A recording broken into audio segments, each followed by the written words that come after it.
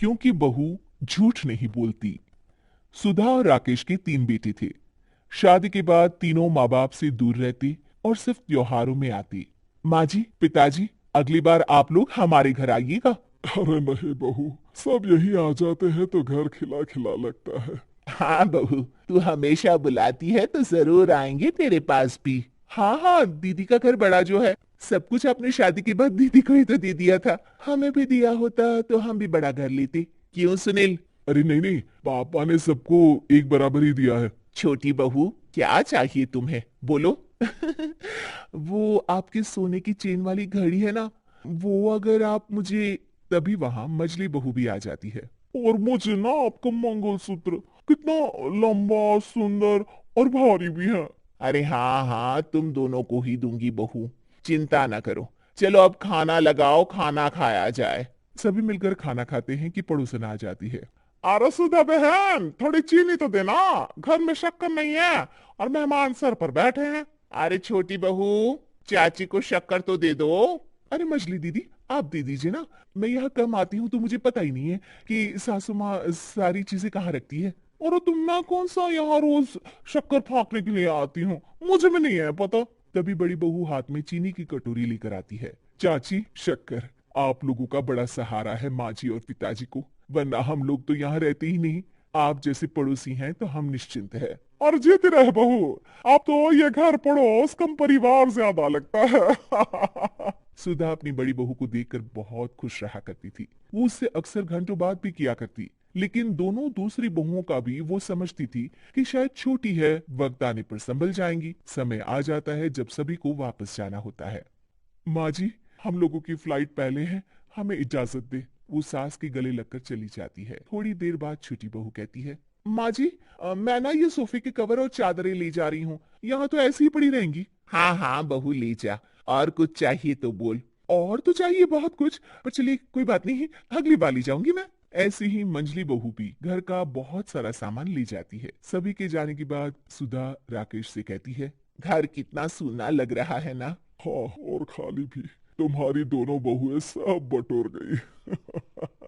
अरे ठीक है ना, हम दोनों ही तो हैं, कितना सामान लगेगा। फिर उन लोगों की नई गृहस्थी, इतना मत सोचा करे। समय बीतता है। ऐसे ही हर साल त्योहारों में सुधा और राकेश के बच्चों की बहू आते और जाते वक्त ढेर सारा सामान पैक कर कर ली जाती। लेकिन कुछ ही सालों में सुधा का देहांत हो जाता है।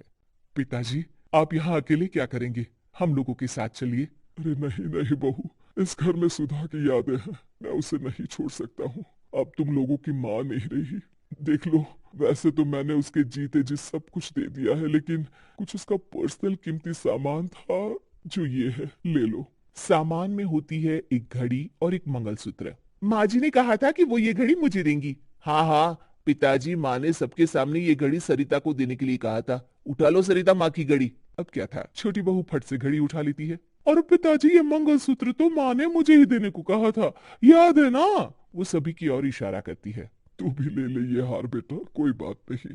मंजली फटाक से हार उठा लेती है। ससुर बड़ी बहू की तरफ देखते हैं। तुझे क्या दूं बेटा? पिताजी, माँ ने एक चीज मेरे लिए भी रखी है। सभी के कान खड़े हो जाते हैं कि आखिर सास ने क्या रखा होगा बड़ी के लिए। अरे, माँ जी तो दीदी से प्यार भी ज्यादा ही करती थी, हमेशा उनसे बात किया करती। जरूर कोई बड़ी और अपनी प्रिय चीज दी होगी दीदी को। और देख लेते हैं ना, वरना तो हम भी बराबर का बंटवारा करेंगे। हाँ हाँ, कर लेना बंटवारा। लेकिन बड़ी बहू बताओ तो, सुधा ने क्या रखा है तुम्हारे लिए?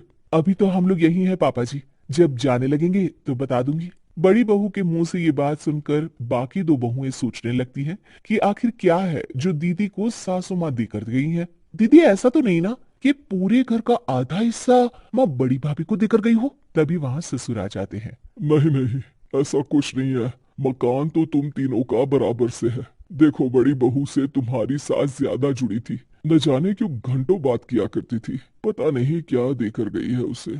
और ससुर जी, आपको क्या पता, चालाकी से पूरे घर के पेपर में साइन करवा लिए हो, या फिर कोई छुपा गहना। आखिर मकान पूरा तो आपने सासू माँ के नाम ही कर रखा था ना। अब घर में ये सस्पेंस बन जाता है कि आखिर बड़ी बहू क्या लेकर जाएगी। फिर वो दिन भी आ जाता है जब बड़ी बहू के जाने का समय हो जाता है। बेटा, परसों तुम चली जाओगी, बताया नहीं, माँ ने तुम्हें क्या दिया? घड़ी और हार जो बेशकीमती था और तुम्हारी सास को सबसे ज्यादा प्रिय था, उसका तो बंटवारा भी हो चुका है। अब तुम्हारी बारी। हाँ पिताजी, आज मैं ये बात बताने ही वाली थी। माँ ने मुझे उससे भी बेशकीमती चीज दी है, और वो है आप। आपसे अधिक प्रिय उन्हें कुछ नहीं था। माँ चाहती थी कि आप मेरे साथ रहें। चलिए पिताजी। बेटा, मेरे पास तो कोई पेंशन भी नहीं है और ना ही कोई प्रॉपर्टी। लेकिन आपके पास संस्कार है पिताजी, जो मेरे बच्चे आपसे लेंगे। तो आपको ले जाने पर स्वार्थ ही है मेरा। चलिए ना पापा। सभी के सामने पिताजी बड़ी बहू और बेटी के साथ उनके घर चले जाते हैं।